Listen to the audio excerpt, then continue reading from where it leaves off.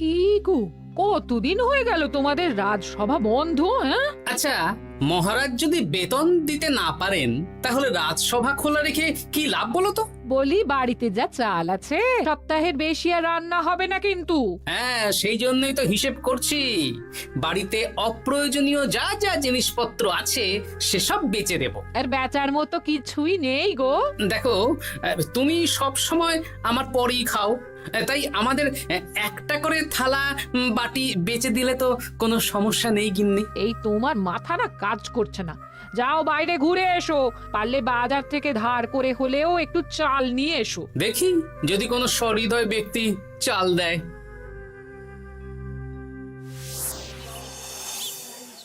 না গোপাল দাদা, বাজারের অবস্থা খুব খারাপ, আর আমি ধারে বিক্রি করছি না। আহা, আরে আমি কোনোদিন তোমার একানাও বাকি রেখেছি বলো? আমি বুঝতে পারছি গোপাল দাদা, কিন্তু আমিও নিরুপায়। গত মাসের বেতন এখনো পাইনি। মহারাজ অনির্দিষ্ট কালের জন্য রাজসভা বন্ধ রেখেছেন। বিশ্বাস করো, বিশ্বাস করো, বেতন পেলেই তোমার ধার আমি মিটিয়ে দেবো। এই সপ্তাহ খানেক আগে একই কথা বলে সেনাপতি ধারে 25 কেজি চাল নিয়ে গেছেন। এখন ওনার কোনোই পাত্তা নেই। কি যে করি, কাছের বন্ধু বলতে বিজ্ঞানী আর সভাকবি। দেখি ওদের বাড়িতে একবার ঢুঁ মেরে।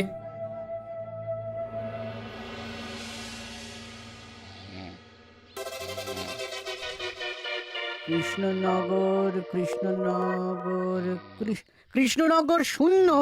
হ্যাঁ, এবারে একটা মোহরও নেই। জাহাপানা সর্বনাশ হয়ে গেছে। কি হলো? পালে বাঘ পড়েছে নাকি? এই ঘুমের 12টা বাজিয়ে দিলে। জাহাপানা, এবারে কৃষ্ণনগর থেকে একটা মোহরও খাজনা আসেনি। হ্যাঁ, বলো কি? 1 মাস আগে বাৎসরিক খাজনা দেওয়ার শেষ দিন ছিল, কিন্তু এখনো একটা মোহরও খাজনা আসেনি। না জাহাপানা। পড়েছে এই বেগমের জন্য হীরের হার, হীরের কানের দুল, হীরের নাকছাবি বানাতে দিয়েছি। উজির, যা হোক করে কৃষ্ণনগর থেকে আমার খাজনা চাই চাই। তাহলে তো কৃষ্ণচন্দ্রকেই তলব করতে হবে। যা করার করো। বাবা, এই সময় তোমার শখ হয়েছে ময়না পোষা? আরে না না, আমি পুষিনি। একটা পশ্চিমের গ্রামে কদিন আগে ঘুরতে গিয়েছিলাম। আচ্ছা, ওখান থেকে নিয়ে এসেছো? না, তাও আনিনি, ছোলা খেতে দিয়েছিলাম। দেখি তারপর আমার পিছনে পিছনে উড়ে উড়ে চলে এসেছে। বাহ বাহ বাহ, এ তো ভালো কথা। বিয়ে তো করলে না, তাও একটা সঙ্গী জুটেছে। এ যে সে পাখি নয় গোপাল, এ ময়না কথা বলে, দেখবে। এই ময়না, বলো তো গোপাল এসেছে। আরে বাস, বলো তো গোপালের ভুঁড়ি আছে আমার নেই। বেশ বেশ বেশ। এ ভোরবেলা আমার কাছে আসে, সারাদিন আমার কাছে থাকে, আবার সন্ধে হলেই নিজের বাসায় নিজে নিজেই ফিরে যায়। বুদ্ধিমান পাখি। ওই গ্রামে শাখে শাখে ঝাঁকে ঝাঁকে ময়না। বেশ, বুঝলাম। তা বিজ্ঞানী, তোমার কাছে আমি আসলে একটা দরকারে এসেছি। বলো কি দরকার? আসলে ওই টানাটানির সংসার চলছে, বুঝলে। বাড়িতে চাল বাড়ন্ত, কদিন পরে হাঁড়ি চড়বে না। তুমি কিছু পয়সা ধার দিতে পারবে? আরে এমন করে বলছো কেন? আমার তো সংসার নেই, এত খরচও নেই। তুমি বাড়ি যাও, আমি 2 বস্তা চাল পাঠিয়ে দেব। ধন্যবাদ বিজ্ঞানী, তোমার মতো বন্ধু পাওয়া মুশকিল। বন্ধুত্বে এইসব ধন্যবাদ দেওয়ার দরকার নেই, একে অপরের পাশে থাকলেই হলো।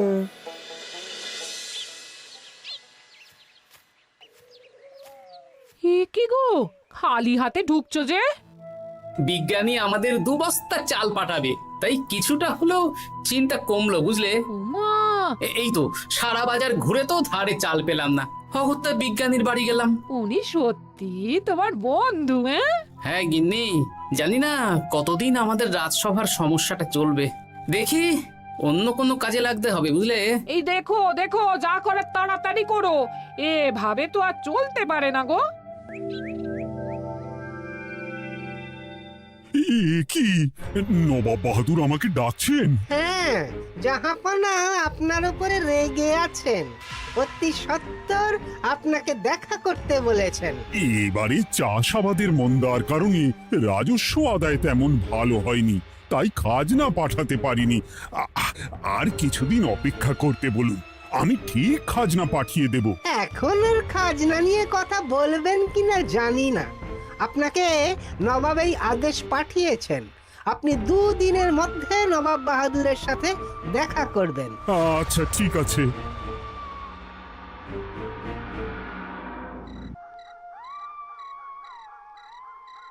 মহারাজ, এই বিপদের সময় আপনাকে একমাত্র একজনই সাহায্য করতে পারে, আর সে হলো গোপাল। আমি কোন মুখে গোপালকে ডাকবো বলো তো রানী? দীর্ঘদিন ওদের বেতন দিতে পারছি না। গোপাল এরকম স্বার্থপর মানুষই নয় যে নিজের কাজের সময় কাজী আর কাজ ফুরলে বাজি হয়ে যাবে। আপনি একবার বলেই দেখুন না। বেশ, তাহলে আগামীকাল সকালেই গোপালকে ডেকে পাঠাচ্ছি।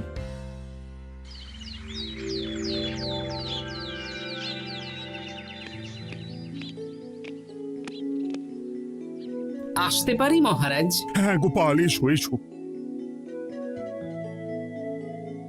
মহারাজ আমাকে হঠাৎ ডেকে পাঠালেন যে? শোনো, নবাব বাহাদুর বলেছেন ওখানে যেতে হবে, কারণ এবারে কৃষ্ণনগর থেকে কোনো খাজনা পৌঁছয়নি। মহারাজ, আপনি গেলেও বিপদ, না গেলেও বিপদ। হ্যাঁ, সেটাই তো আমাকে সবচেয়ে বেশি ভাবাচ্ছে, কিন্তু না গেলেই যে নয়। তাহলে এক কাজ করি মহারাজ, আমিও বরং আপনার সাথে যাই। যা বিপদ আসবে একসাথে লড়বো। ও গোপাল, তুমি যেন আমার বুক থেকে পাথর নামিয়ে দিলে। তোমাকে যে কি বলে ধন্যবাদ জানাবো। তাহলে কখন বেরোবেন বলুন? আজকে সন্ধ্যের দিকে বেরিয়ে পড়বো, তাহলে কাল সকাল সকাল মুর্শিদাবাদ পৌঁছে যাব। কতদিন থাকতে হবে তো কিছুই জানি না, তাহলে ওই 3-4টে জামা কাপড় ধুতি নিয়ে নেব, কি বলেন? হ্যাঁ হ্যাঁ, তাই নিও।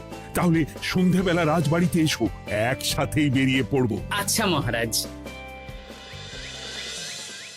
বলি, তোমার কি মুর্শিদাবাদে না গেলেই নয় গো? আমাকে তো যেতেই হবে গিন্নি। জানি নবাব বাহাদুর কিভাবে ছক করে কল করে, তুমি সাবধানে থেকো গো। দেখো, আমি যখন যাচ্ছি তখন নবাব বাহাদুরকে এবার সাবধানে থাকতে হবে। হ্যাঁ, ঠিক আছে ঠিক আছে, মাথা ঠান্ডা রাখবে, বেশি ওস্তাদি করতে যাবে না। এমনিতেই আমাদের অবস্থা এখন ভালো নয়। আরে তুমি অতিরিক্ত চিন্তা করো না তো গিন্নি। জাহাপনা, কন্যাগুলো কবে আসবে? এখনো 2-3 দিন সময় লাগবে বেগম। এত সময় লাগছে কেন জাহাপনা? দেশের কোণে কোণে খুঁজে সেরা সেরা হিরে দিয়ে বানানো হচ্ছে যে, সময় তো লাগবেই বেগম। তাহলে তো অনেক খরচ হচ্ছে। তাও হচ্ছে বটে, কিন্তু তোমার জন্য আমি সব করতে পারি। আমাদের মুর্শিদাবাদের হীরালালের হাতের কাজ দেশের সেরা। আপনি সত্যি আমাকে ভালোবাসেন, আমার জন্য এত খরচ করে গয়না বানিয়ে দিচ্ছেন। তুমি খরচ নিয়ে এত চিন্তা করো না। কৃষ্ণনগর থেকে এই বছর ভালো খাজনা প্রাপ্য ছিল, কিন্তু এখনো একটা কানাকড়িও আসেনি। তাহলে আপনার গয়না বানাতে যা খরচ হবে সব আপনার সিন্দুক থেকে দিয়ে দেবেন। না না না, কৃষ্ণনগর থেকেই আদায় করব, ওকে তলব করেছি। আচ্ছা, সহিস, গাড়ি ছাড়ো। যথাজ্ঞা মহারাজ। এই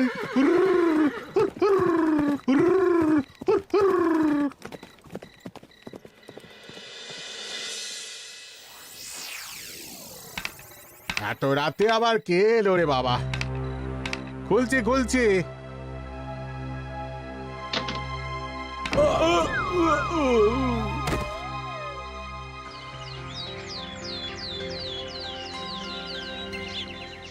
সর্বনাশ হয়ে গেছে জাহাপানা। কি হয়েছে হীরালাল? নবাব বাহাদুর, মহারাজ কৃষ্ণচন্দ্র আর গোপাল এসেছেন আপনার সাথে দেখা করতে। ওদের দরবারে আসতে বলো। হ্যাঁ, এবার বলো হীরালাল, কি হয়েছে? এই, তোমার মাথায় পট্টি কেন? জাহাপানা, গত রাতে আমার সর্বস্ব লুট হয়ে গেছে। বলো কি হীরালাল?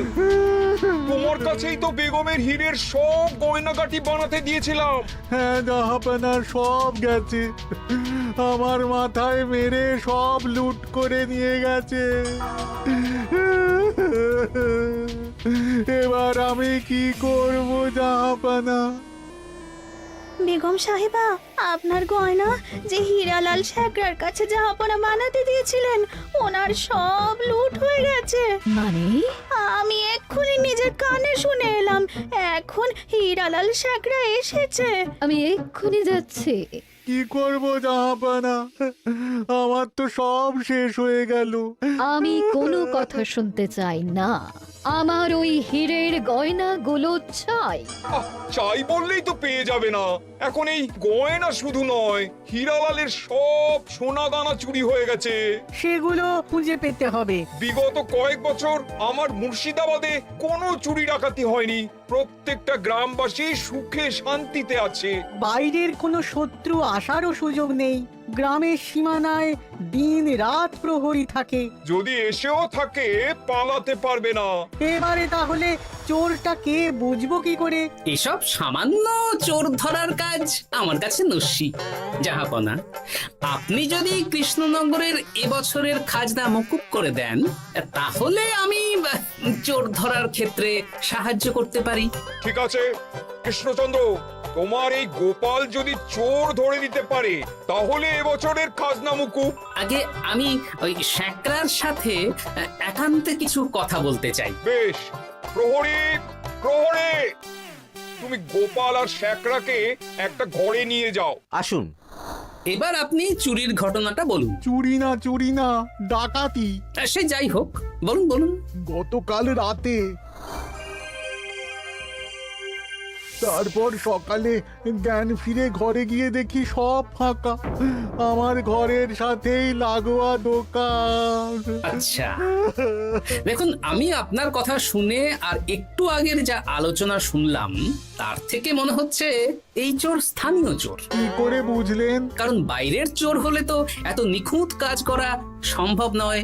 চোর নিশ্চয়ই আপনাকে ব্যক্তিগতভাবে চেনে। হ্যাঁ, এবার মশাই আপনি বলুন তো, আপনার কোনো শত্রু আছে? না, শত্রু নেই তেমন। আমার সাথে কারো সম্পর্ক খারাপ নেই। আর আমাদের পাড়ায় সবাই ব্যবসায়ী, সবাই সম্ভ্রান্ত লোকজন। বেশ, তাহলে সব ব্যবসায়ীদেরকেই ডাকতে হবে। আমি নবাব বাহাদুরকে বলে দিচ্ছি, আপনি এখন আসুন। নবাব বাহাদুর, আপনি ওই গ্রামের সকল ব্যবসায়ীদের আপনার মহলে ডাকার ব্যবস্থা করুন। সবাই কিন্তু বেশ সম্ভ্রান্ত ব্যবসায়ী।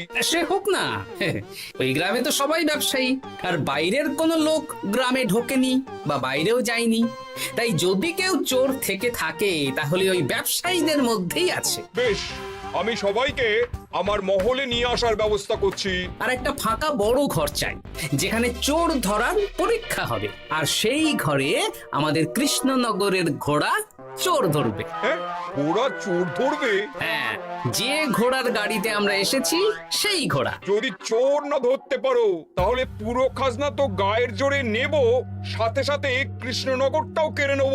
আমার উপর একটু ভরসা রাখুন নবাব বাহাদুর, আর যা বললাম করুন। বেশ, শুনুন, এই ঘরে আমার এক প্রিয় ঘোড়া আছে, আর সামনে একটা বালতিতে ছোলা সেদ্ধ রাখা আছে।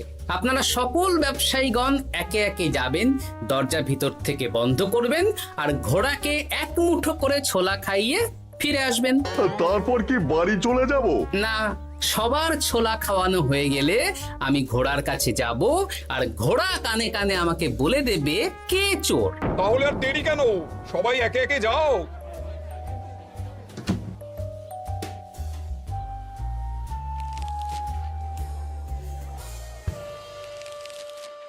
কি করি যদি ঘোড়া সত্যি সত্যি বুঝে যায়? ছোলা খাওয়াবোই না। ব্যাস, ছোলা খাওয়ানো হয়ে গেল। এবার গোপাল বলো তো কে চোর? দাঁড়ান, ঘোড়ার মুখের কথা শুনে আসি। আমি বলে দিচ্ছি জাহাপানা, গোপাল এসব মশকরা করছে, সব মশকরা। ঘোড়া বলে দিয়েছে কে চোর। বলো গোপাল, কে চোর? তার আগে সকল ব্যবসায়ীর হাত দেখে আমি পরীক্ষা করতে চাই। সে দেখো, কিন্তু বলো কে চোর? দেখি দেখি, না, দেখি আপনারটা। না, আপনিও না। না, আপনিও না। একি মশাই, চুরিটা তো আপনিই করেছেন, আপনিই চোর। কি উল্টো পাল্টা কথা বলছেন? আমি চুরি করিনি। হ্যাঁ, আপনিই চুরি করেছেন, তাই ভয়ে ঘোড়াকে ছোলা খাওয়াননি। কারণ আমি ছোলার মধ্যে রান্নার হলুদ গুঁড়ো মিশিয়ে রেখেছিলাম, তাই যারা যারা ঘোড়াকে ছোলা খাইয়েছেন সবার হাতেই হলুদ রং লেগে আছে। শুধু ওর হাতে নেই। ভাই, শেষে তুই? তোর মনে মনে এত হিংসা? ভাই মানে? আরে ও তো আমার খুড়তো ভাই পান্নালাল, ওরও সোনা গয়নার ব্যবসা। ব্যাস, এবার তাহলে বলেই দিন পুরো ব্যাপারটা, কারণ এখান থেকে পালানোর কোনো পথ নেই। ভুল হয়ে গেছে, দেখাবো না। আমার দাদা আমার থেকে অনেক বেশি রোজগার করতো, তাই আমার মনে মনে হিংসে ছিল।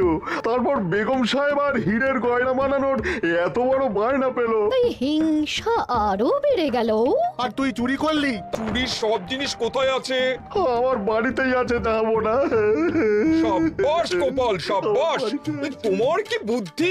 তাহলে জাহাপানা, কথা মতন আমাদের এই বছর তাহলে খাজনা দিতে হচ্ছে না। না, কথা যখন দিয়েছি তখন আমি তো আর কথার খেলাপ করতে পারি না।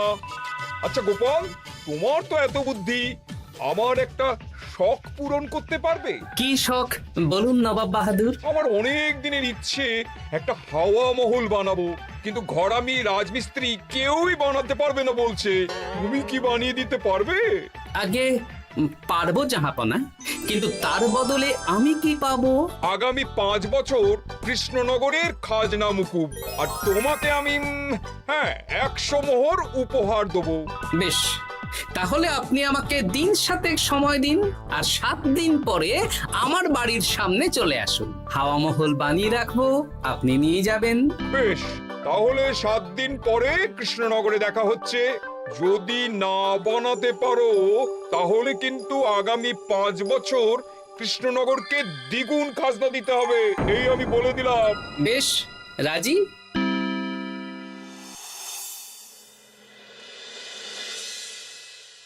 বেশ তো বড় মুখ করে বলে দিলে হাওয়া মহল বানাবে। রাজি রাজি। এবার যদি না বানাতে পারো, সব তো উল্টে যাবে। আপনি চিন্তা করবেন না মহারাজ, নবাব বাহাদুর আমাকে প্যাঁচে ফেলতে চেয়েছেন, তাই আমিও ওনাকে ঘোর প্যাঁচ দেব।